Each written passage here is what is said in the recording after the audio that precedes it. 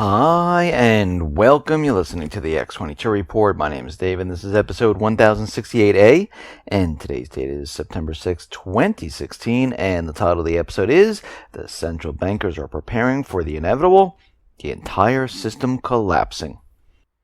Let's get into the economic collapse financial news. Now, last week we saw the central bankers, they were throwing thousands upon thousands of contracts at gold to suppress gold as much as they possibly can. And as soon as they are finished, what happens?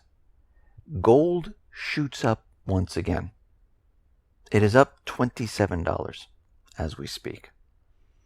And if the central bankers, if they didn't use these paper contracts to suppress gold, gold would be even higher today. And they understand this. They understand that they need to control this. Now, people are saying, why would they want to control gold? And what does it really mean? Well, gold is an indicator that the economy is failing. The dollar is failing. The dollar is losing value. And if gold continually rises, investors, hedge funds, everyday people will be looking at this saying, I should get into gold. It's continually moving up. And they would do it. The everyday person would be saying, looks like it's a good time to invest in gold. It's the same thought process that is used, let's say, in housing. Prices go up. People say, it's a good time to buy. Prices go up even more. Yes, let's go out and purchase. But it works the opposite in retail. Prices going up, I'm going to wait until it comes down. The best time to purchase gold is when they're suppressing it. And this is what everyone should be doing. Every time you see them bring it down $10, $15, $20, purchase gold. Purchase silver. You don't have to purchase a lot, but you know eventually what's going to happen. It's going to shoot back up. You know eventually, when they completely lose control, it's going to go much, much higher. The central bankers are scared of gold right now, especially here in the United States. This is why they've been demonizing it for so long. And we can see that their system is coming to an end. And this is what they're worried about. We see out in Greece right now that the IMF, the Eurozone, they're looking at Greece saying, listen, we cannot give you any more debt. Actually, Greece should be saying, thank you. We don't want any more debt. Because right now the country is at 176% of GDP. And that's a lot of debt. And what we're seeing right now is that the young, well, they're very angry. Every 2 days, around 15 to 200 kids, they launch attacks, hurling firebombs at riot police, setting fires to dumpsters. People are upset. There are a lot of people out of work. And we can see right now the EU, they are demanding Athens that they push plans to set up new privatization funds, sell the state assets, reform its civil service, more austerity, and then we will give you more debt. And we'll have to see how this plays out, because we're getting to the situation where Europe is deteriorating very, very quickly. And here's an indicator that tells us that Europe is completely falling apart. The Italian finance minister, he wants the Eurogroup to create an unemployment fund. Now, Italy is running an unemployment rate of about 11.4%. This is the fifth largest in the Eurozone. And Italy wants everyone to kick in about 0.5% of GDP to help Eurozone countries that face economic shocks that would impact employment. I thought the Eurozone was doing so well. The Eurozone is not doing well. The Eurozone is deteriorating. The Eurozone unemployment rate continually moves higher and higher. And we can see that countries are looking for assistance because they know what's going to happen. When the system is shocked, more and more people are going to be unemployed. We see this here in the United States. We see it in Canada. We see it throughout Europe. And they know what happens when people aren't working. People get upset. People become angry. People riot. They protest.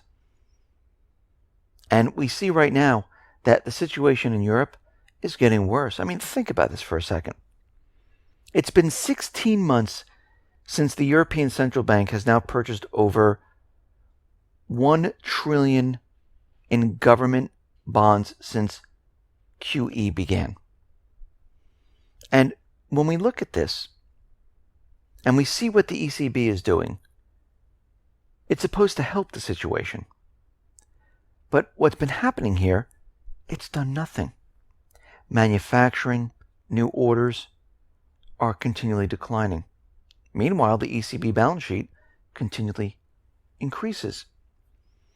The EU 2017 GDP growth continually declines as the ECB balance sheet continually increases.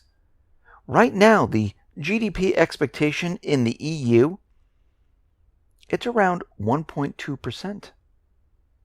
It is continually dropping. So whatever the ECB is doing, whatever the Fed is doing, whatever the Bank of Japan is doing, it is not helping the overall economy. It's helping their system, their banks, the elite, the 1%, the central bankers. It is helping those individuals. Everyone else is sitting here going, the situation on the ground, it's getting worse. It is not getting better. Here in the United States, we see the ITT Education Services, which has been in business around 50 years right now. Well, they're shutting down. 40,000 students are going to be in limbo. 8,000 employees are going to be fired. And the company said the closure is due to an investigation and sanctions by the U.S. Department of Education. So what we're seeing right now is there are more and more individuals out of work.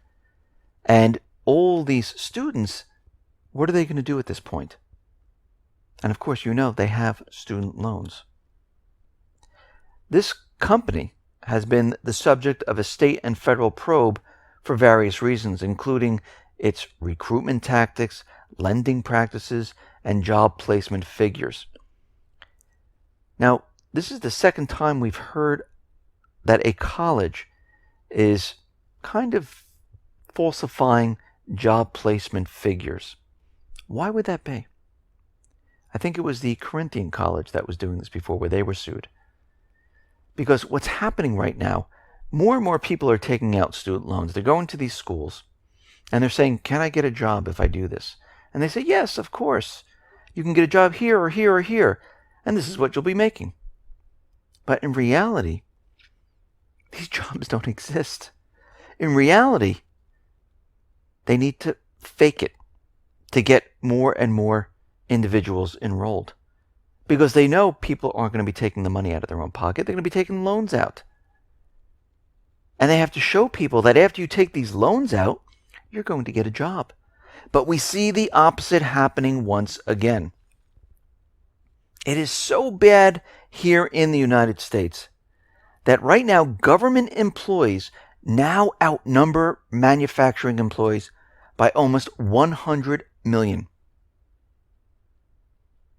With a ratio of 1.8 government workers to every manufacturing worker. Well, that seems like an incredible economic model that's going to grow and grow and grow and improve. No, it's not. The reason why they needed to add all these government jobs is because we're losing them in manufacturing. Most of the people who've lost their jobs in manufacturing had to get jobs in hospitality, in leisure. And this is exactly what we're seeing. We're seeing that those people who were working in manufacturing, they're getting lower paying leisure and hospitality jobs. Because those jobs right now outnumber manufacturing jobs. So we have government jobs, leisure, hospitality, all outnumbering manufacturing jobs. The situation is not improving. It's actually getting worse. And as time goes on, it's going to get worse and worse. We see the services economy, well, they have crashed to a 6-month low. Services jobs fell to their weakest since December of 2014. And the ISM services data collapsed to 51.4. This is the lowest since February of 2010. And new orders, they are imploding to their weakest since January of 2014.